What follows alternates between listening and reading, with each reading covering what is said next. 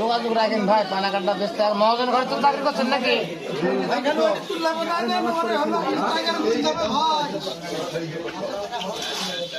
হ্যাঁ হ্যাঁ, আর ডাল ভাত খাই দিন চলে যায়। টান টুন হলে শর্ট করে ফোন না করবেন, ব্যাস করে আমার কাছে করতে। হ্যাঁ হ্যাঁ, আল্লাহ হ্যাঁ শোনেন ভালো। শোনেন, গরিব মানুষের আল্লাহ হেফাজত করবে, কে বলবে? কে জানবে যে আমি বাড়ি থাকবো?